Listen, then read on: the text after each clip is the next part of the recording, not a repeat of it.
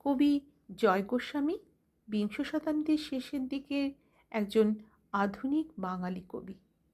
তিনি ভারতীয় পশ্চিম বাংলায় একজন অত্যন্ত জনপ্রিয় কবি হিসেবে পরিগণিত লাভ করেন। তার কবিতায় চমৎকার চিত্রকল্পে, উপমায় এবং উৎপ্রেক্ষায় ঋদ্ধ। তিনি দুবার আনন্দ পুরস্কার লাভ করেন। আজকে আমার নিবেদনে তারই লেখা একটি কবিতা। কবিতাটির নাম মেঘ বলতে আপত্তি নেই। মেঘ বলতে আপত্তি কি? বেশ, বলতে পারি। ছাদের উপর মেঘ দাঁড়াতো ফুল পিসিমার বাড়ি। গ্রীষ্ম ছুটি চলছে তখন। তখন মানে কবে? আমার যদি 14, মেঘের 16-17 হবে। ছাদ থেকে হাত ছানি দিত, ক্যারাম খেলবি? আয়। সারা দুপুর কাহাতকার ক্যারাম খেলা যায়।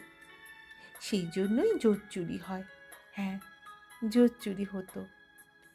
আমার যদি 14, মেঘের 15-16 মতো। ঘুরিয়ে দিতে জানতো খেলা শক্ত খুঁটি পেলে। জায়গা মতো সরিয়ে নিত আঙুল দিয়ে ঠেলে। শুধু আঙুল, বোর্ডের উপর লম্বা ফ্রকের ঝুল ঝপাং ফেলে ঘটিয়ে দিত ঘুটির দিক ভুল।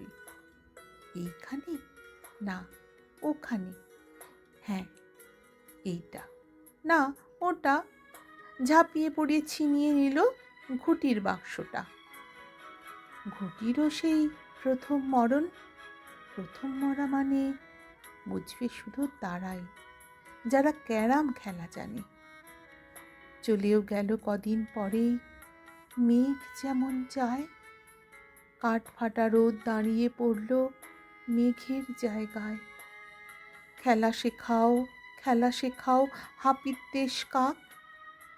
কলসিতে ঠোঁট ডুবিয়েছিল, জল তো পড়েই খাক।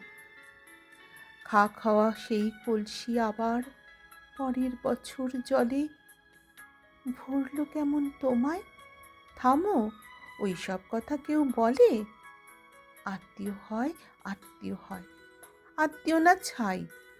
স্পষ্ট করে বলো এবার, সব জানতে চাই। 2-3 ক্লাসের বয়স বেশি।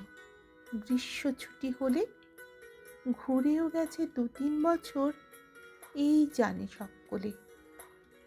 আজকে দগ্ধ গ্রীষ্ম আমার, তোমায় বলতে পারি। মেঘ দেখতাম ছাদের ঘরে, ফুল পিসিমার বাড়ি, ফুল পিসিমার বাড়ি। আজকের আমার এই নিবেদন তোমাদের যদি ভালো লাগে বন্ধুরা, তাহলে তোমাদের একটি অমূল্য ভালোবাসা রেখে যেও আমার কবিতার পাশে। অসংখ্য অসংখ্য ভালোবাসা ও ধন্যবাদ তোমাদের।